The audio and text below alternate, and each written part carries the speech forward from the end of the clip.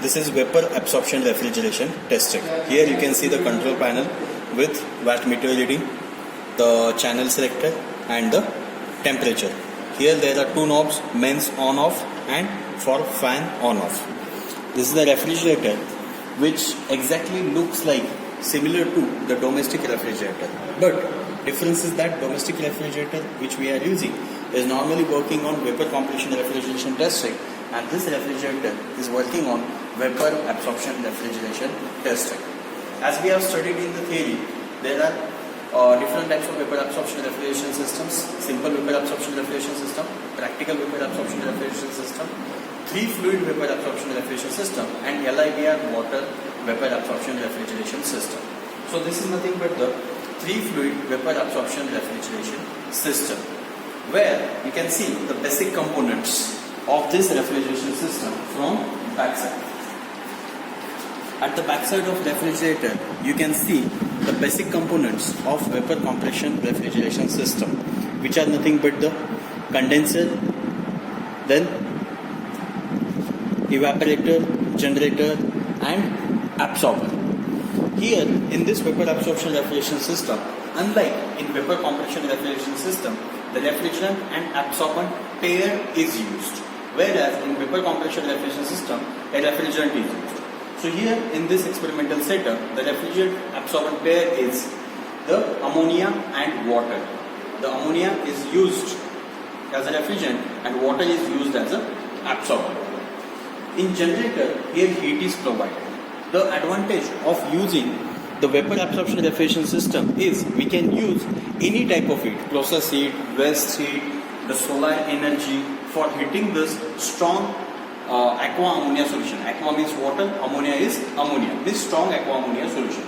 In generator, when it gets heated, the ammonia vapors will get separated from the water. The affinity of water towards ammonia will decrease at higher temperatures, and these ammonia vapors will get separated. Then these ammonia vapors, here we are using the electric heating. Here we are not using any process heat or the solar energy. So here we are using the electric heat for the experimental setup. Then this ammonia vapors, when get separated due to the high temperature, then went to the condenser. So as name is condenser, it condenses the ammonia vapors. It has the same function again as that of the vapor compression refrigeration system to condense the refrigerant, convert it from vapor form to the liquid form. So here this is get condensed and ammonia vapors get converted into the ammonia liquid. Then this ammonia vapors will then send to the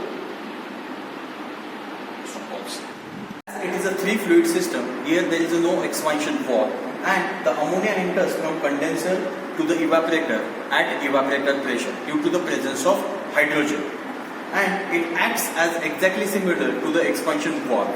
Okay, when the pressure decreased to the evaporator pressure due to the presence of third fluid, which is hydrogen, which does not react with the ammonia as well as water, it will only act as a catalyst.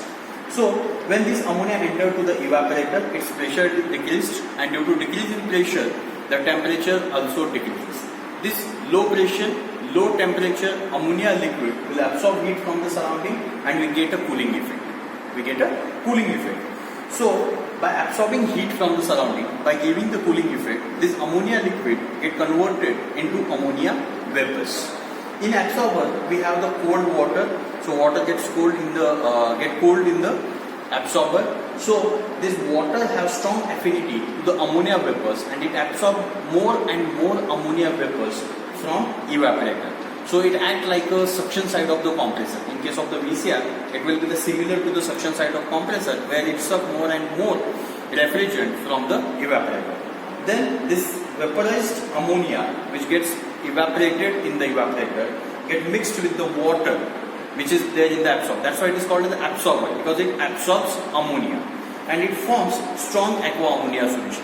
Then this strong aqua ammonia solution in the absorber is then sent to the generator. Again it is heated, separated, and the solution which contains minimum ammonia, which is called as weak aqua ammonia solution.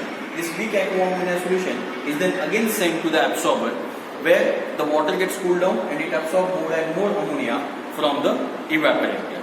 The difference between the vapor absorption and vapor compression system is that the condenser and evaporator are the same as that of the vapor compression refrigeration system. But here, compressor is replaced by this arrangement of generator and absorber, where absorber acts as a suction side, whereas generator separates these refrigerant vapors and then sent to the condenser.